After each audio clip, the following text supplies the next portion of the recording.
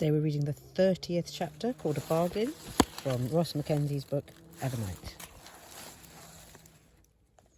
Lara stood by the door of the White Crow's bookshop, her hand on her chest, making sure her terrified heart was still beating.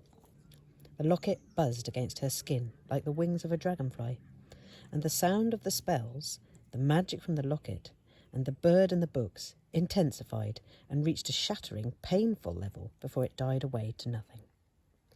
The sun. Where did the sun go? Through the windows she could see part of the sky, clear and impossibly black, and bursting with stars. In the dark of the shop, Bernie and Magnus Whitecrow were rummaging in their coats. Lara heard the clink of glass, and two flares of dazzling light appeared at the tips of their wands. Lara's body was shaking, trembling, her legs weak. The screaming out on the streets, the shouting and confusion was growing, and Lara wanted to scream too, to run to the sewers and hide in the deepest tunnel she could find.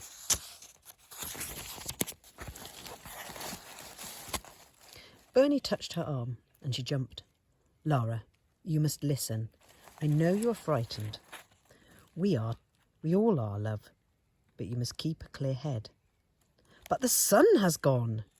She stared up into Bernie's face and saw the colour had drained from her cheeks, that she was shaking too.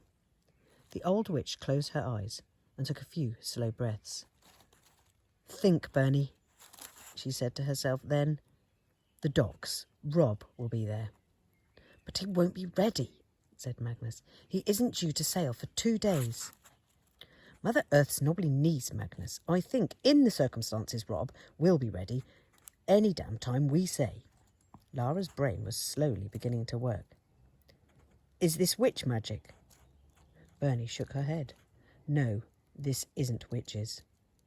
She was breathless, touching her throat. "It's the EVERNIGHT."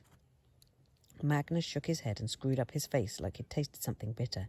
"Now, Bernie, we don't know that. Don't be a fool. Of course it is. Somehow it's got out. And the painted won't be far behind." Lara stared at the dark sky again, thinking back to those nights in the dormitory when she'd huddled under her blankets as the older kids told frightening stories of the EVERNIGHT and of the painted who'd come and slit your throat in the darkness. "It's real. It's really real." Bernie suddenly looked old and frightened. She reached out for the clockwork bird, but it flew from one of Lara's shoulders to the other. "There's a boat at the docks. We must travel to Westerly Witch and hope that we can get there before the EVERNIGHT does. The High Witch must be told about this bird." "I don't want to leave." "You must, child. It's already been set in motion. The bird, I think, only responds to you. There is a connection. Will you really be so selfish as to deny us your help?" Lara looked out of the shop window at the shadows of fleeing people and heard the coppers' whistles all over the city. It was as if she were a twig caught in the rushing sewer, helpless to control where she was headed. A picture appeared in her mind's eye of little Joe, all alone in his tiny flat, confused and scared and trying to look after Granny. "Course not. I'll come with you, but only if there's room on the boat for 2 friends of mine." Bernie and Magnus Whitecrow exchanged a long look. "Fine," said Bernie. "We have a bargain."